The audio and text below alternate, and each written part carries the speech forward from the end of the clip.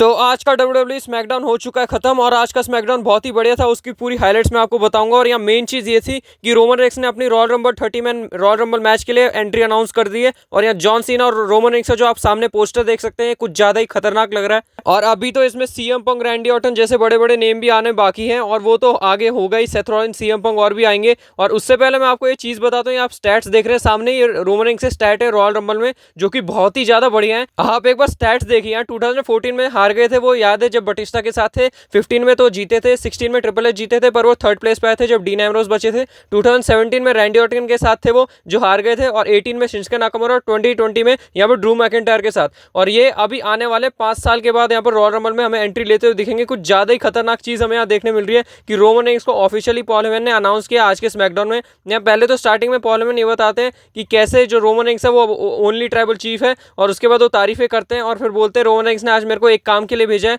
पर उससे पहले वो कोडी रोड्स को बाहर बुलाना चाहेंगे तो कोडी रोड्स वहां पर आते हैं, उनसे हाथ मिलाते हैं। उसके बाद पॉल हेमन बताते हैं कि कैसे अब रोमन रेंस है वो तुम्हारी टाइटल के पीछे आएगा और वो तुम्हारी अब रिस्पेक्ट करता है। तुम्हारा जो एक काम किया तुमने बहुत ही बढ़िया किया है और उसके लिए वो रोमन रेंस तुम्हारी रिस्पेक्ट करता है। पर अब रोमन रेंस अपनी टाइटल वापस लेने आने वाला है और वो royal rumble 30 man royal rumble match में एंट्री लेगा। यहाँ से उन्होंने ऑफिशियली अनाउंस कर दिया। फिर वो बोले कि ना सिर्फ टाइटल वो जीतेगा, ये मैं बता नहीं रहा हूँ, ये एक स्पॉइलर है, ये चीज़ होने ही वाली है। वो जीत के तुम्हें ही चैलेंज करेगा अगर रॉयल रंबल जीतता है तो। और ये चीज़ पॉल हेमन ने क्लियरली बता दी कि जो रोमन रेंस का पहला गोल है वो तो रॉयल रंबल जीतना, उसके बाद कोडी रोड्स को चैलेंज करना। और ये बहुत ही ज़्यादा बड़ी चीज़ यहाँ पर अनाउंस करती है। यहाँ पर स्टार्टिंग ही बहुत बैंगर के स्टार्ट हुई स्मैकडाउन की। फिर उसके बाद हमें देखने मिलता है केविन ओवंस आ जाते हैं बीच में। उससे पहले कोडी रोड्स कुछ आगे बोल सके, उतनी देर में बहुत कुछ बोल देते हैं केविन ओवंस की कैसे तुम ये जो ये पहले तो यहाँ रोमन रेंस के साथ टीम अप करते हो, फिर रॉक से मिल जाते हो, फिर उसका पॉल हेमन से हाथ मिला रहे हो, तुम्हारा दिमाग सटक गया है क्या। और केविन ओवंस को बहुत ज़्यादा दिक्कतें होने लगती है, बहुत सारी बातें बोल देते हैं जिससे कोडी रोड्स रुकते नहीं और वहाँ पर चले जाते हैं क्राउड के बीच में ही। और यहाँ इन दोनों के बीच में ब्रॉल देखने मिलता है। पर हमें यहाँ पीछे से देखने मिलते हैं जेका फाटू और टामा टोंगा आ जाते हैं, यहाँ पॉल हेमन को घेर लेते हैं। पर उतनी देर में यहाँ जिमी ऊसो बचाने आ जाते हैं। यहाँ पर जेका फाटू और टामा टोंगा को मारते हैं बुरी तरीके से, पर ज़्यादा देर चलते नहीं है जब वो स्टील चेयर लेके आ जाते हैं और बुरी तरीके से बजाने लग जाते हैं दोनों को ही। और उतनी देर में ही हमें देखने मिलता है जेका फाटू और टामा टोंगा ने अपना कमबैक किया और दोनों ने बुरी तरीके से जिमी ऊसो को बजाना स्टार्ट कर दिया, या कोने पे लेटा लेटा के मारा यहाँ पर दोनों ने एक साथ मिलके। फिर उसके बाद देखने मिलता है कोडी रोड्स केविन ओवंस को निपटा के आ गए हैं। फिर उसके बाद उन्होंने जेका फाटू टामा टोंगा को ठिकाने लगाया और उसके बाद यहाँ पर निक ऑल्डिस से मैच मांगा और उन्हें वो मिल भी गया मेन इवेंट के लिए। फिर यहाँ पर बैक स्टेज हमें देखने मिलता है जेका फाटू टामा टोंगा सभी को ठोक रहे होते हैं। तो यहाँ पर एलए नाइट आते हैं और यहाँ पर आके दोनों जेका फाटू टामा टोंगा को मारते हैं और एक कमरे में फेंक के लॉक कर देते हैं। और लॉक करने के बाद यहाँ पर या करके चले जाते हैं। और यहाँ निक ऑल्डिस बहुत ही ज्यादा खुश हो रहे होते हैं क्योंकि ये कब से संभालने की कोशिश कर रहे थे, संभल नहीं रहे थे, पर एलए नाइट ने उनकी मदद की। पर ये उनको आगे जाके दिक्कत देती है, वो आगे मैं बताऊंगा। फिर उसके बाद नेक्स्ट हमें देखने मिलता है यहाँ पर मिचन वर्सेस चेल्सी ग्रीन का मैच होता है यूएस टाइटल के लिए। और इस मैच में ज़्यादा कुछ बताने को है नहीं। यहाँ पर जो चेल्सी ग्रीन है वो जीत जाती है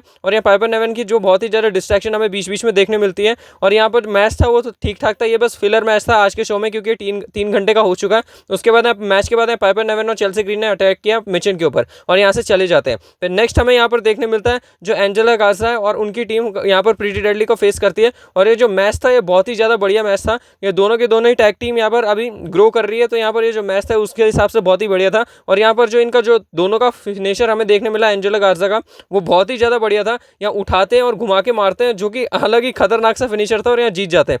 फिर नेक्स्ट हमें बहुत ही ज़्यादा बढ़िया मैच और बढ़िया एंट्रेंस के साथ शिंस्के नाकामुरा देखने मिलता है। पहले तो अपनी खतरनाक समुराई वाली असैसिन वाली एंट्रेंस की और उसके बाद यहाँ पर चैंपियनशिप भी उसी तरीके से पकड़ी हुई थी। और ये मैच था, ये मैच भी बहुत ही ज़्यादा बढ़िया था। शिंस्के नाकामुरा और एलए नाइट ने दोनों ने बहुत ही बढ़िया मैच दिया आज के स्मैकडाउन में। ये शायद पूरे यहाँ स्मैकडाउन का सबसे बढ़िया मैच मैं कह सकता हूँ। पर यहाँ पर जो एलए नाइट ने जो पीछे चीज़ की थी वो उन्हें भुगतनी पड़ गई। यहाँ हमें बहुत सारी चीज़ें सीक्वेंसेस देखने मिले, जैसे कि यहाँ पर एलए नाइट टॉप रोप से यहाँ पर नेक ब्रेकर देखते हुए दिखे। उसके नेक ब्रेकर अलग वाला चीज़ है, ये जो आप देख रहे हैं वो अलग है। उसके बाद एल्बो भी दी उन्होंने टॉप रोप से और उसके बाद उन्होंने एक तरीके से वॉल्स ऑफ जेरिको लगाया पर उल्टे वे में। वो वॉल्स ऑफ जेरिको अलग ही टाइप से लगाया उन्होंने, अलग ही चीज़ थी ये, कोई अलग ही मूव कहेंगे। शिंस्के नाकामुरा ने किंशासा भी मारा पर उस पर भी किक आउट कर देते हैं। पर यहाँ पर बीएफटी मारते हैं जब एलए नाइट, तो यहाँ बीच में हमें ब्लड लाइन आती हुई दिखाई देती है और बुरी तरीके से धो देती है एलए नाइट को और उनको भारी पड़ गया ब्लड लाइन से पंगा लेना।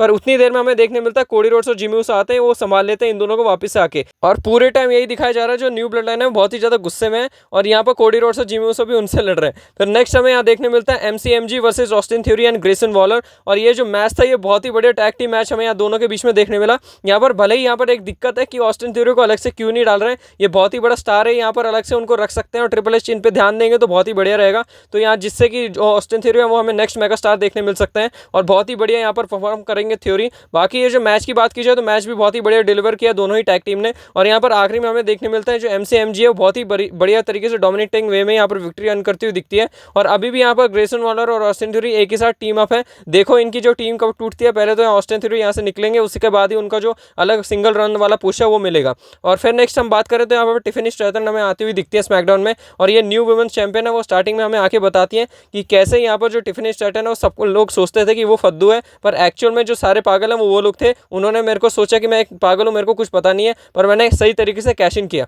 फिर लास्ट में जब उन्होंने इस टेफी टाइम बोला तो उतनी देर में हमें देखने मिलता है नाया जैक्स उधर आती है और उसके बाद बोलते हैं तू मेरे को टाइटल दे रहे हैं, मैं तेरे से छीन लूंगी। और गुस्से गुस्से में आती है, पर उतनी देर में हमें देखने मिलता है नाओमी, नाया जैक्स और बेली, मतलब नाओमी, बियांका ब्लेयर और बेली भी आ जाती है नाया जैक्स के पास। पर उतनी देर में टिफनी स्ट्रैटन सबके ऊपर अपना जो मून शॉट है वो लगा देती है, बहुत ही बढ़िया। और आखिरी में टिफी टाइम वाला जो सिग्नेचर वो करके चली जाती है। और बाकी हमें देखने मिलता है इन चारों के बीच में एक फेटल फॉर में मैच है और जो जीतेगा उससे अगले स्मैकडाउन के लिए यहाँ पर मौका मिलेगा टिफनी स्ट्रैटन से फेस करने का। तो यहाँ देखने मिलता है बहुत ही बढ़िया सीक्वेंसेस हमें यहाँ देखने मिले पूरे मैच में। यहाँ एक दूसरे को कवर किए जा रहे थे, कभी कोई किसी को कवर कर रहा है, कभी कोई किसी को कवर कर रहा है। पर नाया जैक्स को संभालना बहुत मुश्किल हो रहा था, पर दोनों ने मिलकर यहाँ पर सबने एक एक करके नाया जैक्स को बुरी तरीके से धोया।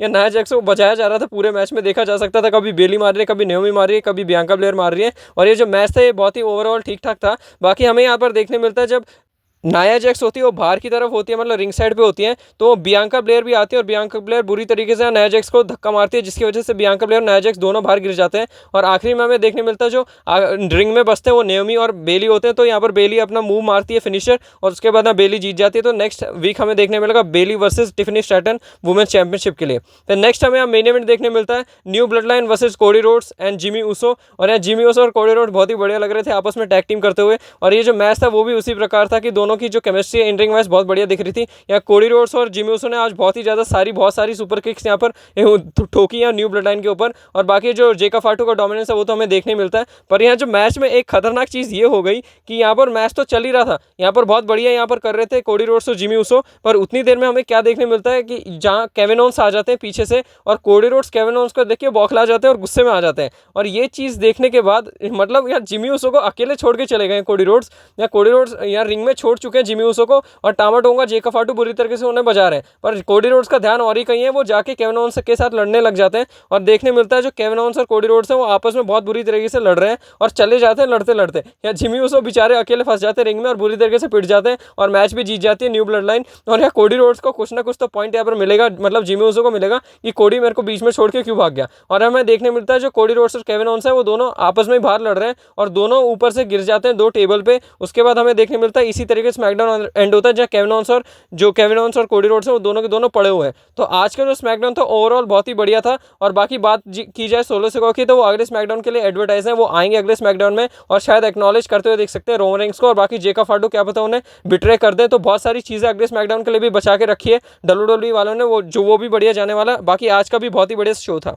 बाकी हमें यार रोमन रेंस की एंट्री अनाउंस होती हुई दिखी है, बहुत ही बढ़िया है। जॉन सीना और रोमन रेंस का पोस्टर भी बहुत ही बढ़िया है। और बाकी जो रॉयल रंबल है वो बहुत ही ज़्यादा बड़ा होने वाला है, ये मैं गारंटी से कह सकता हूँ। गोल्डबर्ग, सीएम पंक, एजे स्टाइल, रैंडी ऑर्टन और सेथ रॉलिंस और भी बहुत सारे बड़े बड़े नाम जैसे ब्रॉक लेसनर रूमर्ड है, रॉक भी आ सकते हैं। और जॉन सीना और रोमन रेंस तो ऑफिशियली कंफर्म है, सीएम पंक भी कंफर्म है, एले नाइट भी कंफर्म है, जे ऊसो भी कंफर्म है और भी बहुत सारे बड़े बड़े नाम यहाँ आते हुए दिखेंगे। और रिटर्न तो बाकी है, ये नॉर्मली स्टार इतने बड़े हो जा रहे हैं, इतना स्टैक्ड हो चुका है पूरा रॉयल रंबल। अभी तो नॉर्मल स्टार आ रहे हैं, मतलब जो अभी रोस्टर में है। और रिटर्न अभी सरप्राइजेस वो अलग बात है, वो अलग चीज़ हमें देखने मिलेगी। तो सोचिए जो रॉयल रंबल होने वाला कितना बड़ा होगा। इस साल का रॉयल रंबल शायद हमें 2017 के बाद वाला सबसे बड़ा रंबल देखने मिल सकता है। कैसे? क्योंकि 2017 वाला रंबल तो पता ही है इतना ज़्यादा फेमस है, यूट्यूब पे भी सबसे ज़्यादा व्यूज़, और मैंने भी कुछ 15-20 बार 30 बार कम से कम देख ही लिया होगा वो रॉयल रंबल। और बार बार मज़ा आता है ये देखने में, क्योंकि वहाँ पूरा स्टैक्ड रंबल था, वहाँ A to Z सारे स्टार भरे हुए थे, 30 के 30 पूरे स्टार। और रॉयल रंबल में पूरी स्टोरी लाइन भी बढ़िया चल रही थी। तो शायद 2017 के बाद हमें 2025 वाला बहुत ही बड़ा रॉयल रंबल देखने मिल सकता है। बाकी 2017 से पहले भी इतने कुछ खास रंबल नहीं थे, वो बहुत पुराने, मतलब सबसे ज़्यादा बड़ा रंबल तो रंबल 2017 को माना जाता है और सबसे बड़ा रॉयल रंबल उसी को माना जाता है और सबसे फेमस भी और सबसे बढ़िया भी। तो बाकी क्या पता 2025 उसको बीट करे और मैं यही उम्मीद करता हूँ शायद कर भी दे। तो बाकी यही था आज की स्मैकडाउन में। आप कमेंट सेक्शन में बताएं आपको कैसा लगा। मैंने पूरे शो की हाइलाइट्स कवर कर दी है। बाकी ऐसी इंटरेस्टिंग न्यूज़ अपडेट रूमर्स और सारे शो की हाइलाइट्स देखने के लिए आप रेसल न्यूज़ को सब्सक्राइब करें। बाकी ऐसी ही इंटरेस्टिंग और मज़ेदार वीडियो के साथ तो मैं आपको मिलता ही रहूँगा रेसलिंग फैंस। तब तक के लिए take care and good bye.